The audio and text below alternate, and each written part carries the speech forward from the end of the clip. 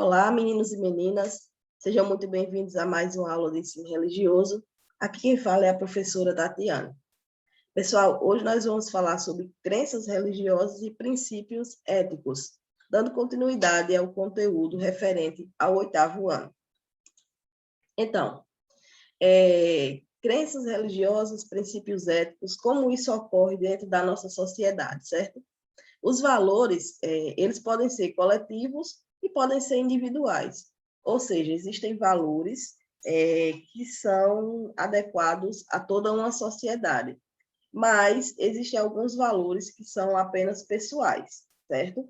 Às vezes uma pessoa, por exemplo, ela participa de uma determinada religião e que tem os seus valores e os seus princípios éticos, mas essa pessoa, às vezes, discorda com um ponto daquela religião e não pratica aquele ponto daquela religião. Deixa eu dar um exemplo. Às vezes a pessoa é católica e a vida toda ela frequenta a igreja e ela segue o catolicismo, mas, por exemplo, ela não é uma pessoa que se confessa, que é um dos princípios da religião católica, certo? Então, ela segue a maior parte dos valores coletivos, mas alguns dos seus valores individuais, como o fato dela não acreditar na confissão, impede que ela siga todos os valores da religião por um valor individual que ela tem, uma crença individual de não acreditar na confissão, por exemplo.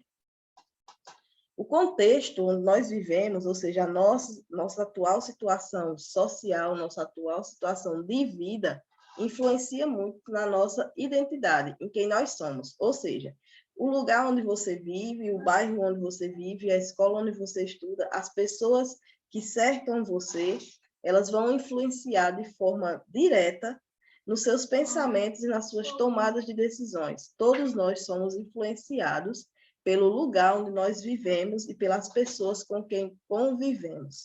Existe até um ditado que diz que você é a soma das 5 pessoas mais próximas de você, certo? A cultura, ela muda de acordo com o tempo. Por exemplo, o que foi válido no ano 2000 não é mais válido hoje. No ano 2000, por exemplo, a gente tinha um aplicativo, que era o aplicativo da moda, que fazia sucesso, se chamava MSN. Provavelmente vocês que estão vendo essa aula hoje nunca usaram o MSN, porque é uma coisa que vocês eram pequenos ainda quando existia MSN, que era uma coisa parecida com o WhatsApp, só que só funcionava em computadores, não funcionava em telefones. Telefones não tinham esse tipo de função ainda que a gente tem hoje. No máximo, tinha uma troca de mensagem por SMS, certo? Então, a cultura ela muda, e com essa mudança de cultura, com a mudança de tecnologia, as pessoas também mudam, certo? A nossa forma de viver e se comunicar também muda.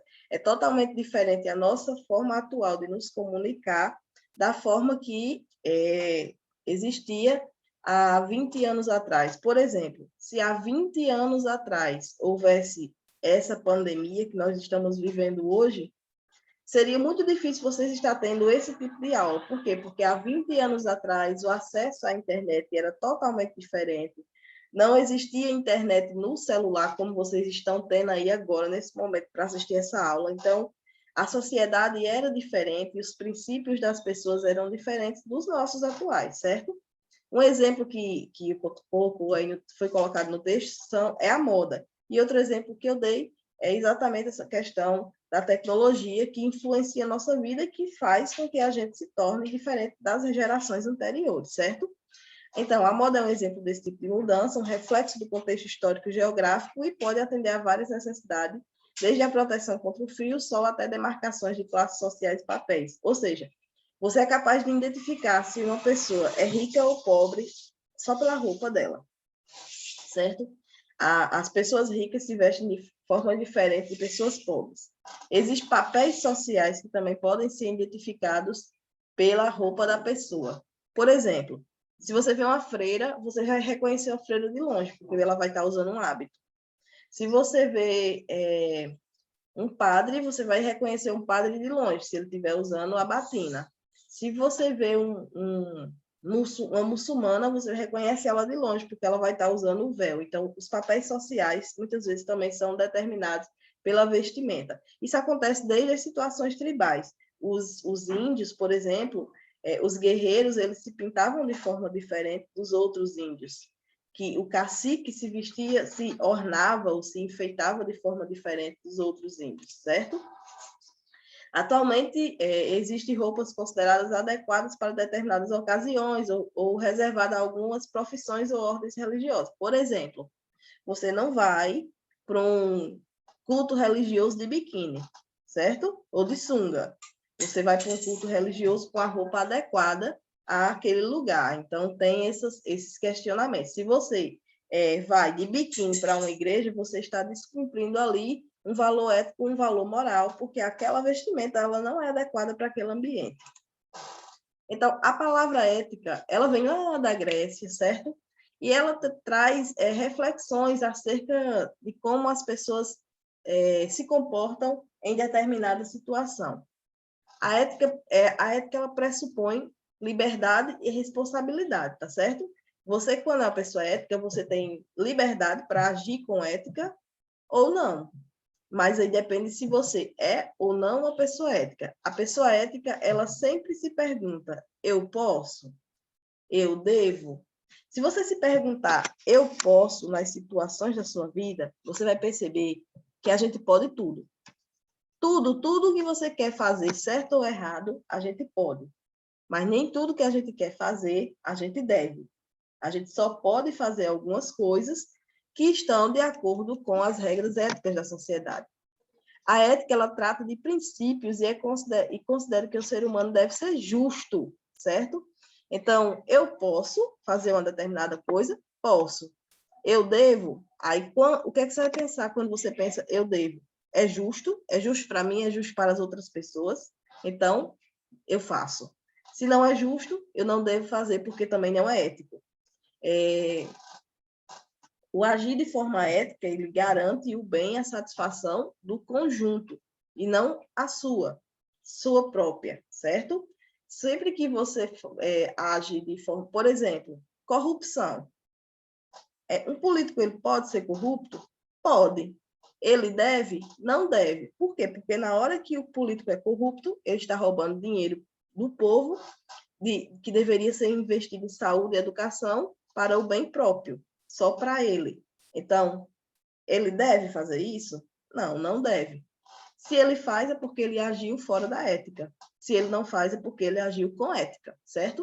Muitas pessoas acreditam que a ética é a mesma coisa que moral, mas não é. Por exemplo, a ética é quando a pessoa se pergunta, eu posso? Aí ela pensa, posso. Por exemplo, um político. Eu vou explicar o que é ética e moral. O político, ele faz assim, tá aqui o dinheiro da verba. Eu posso desviar? Posso.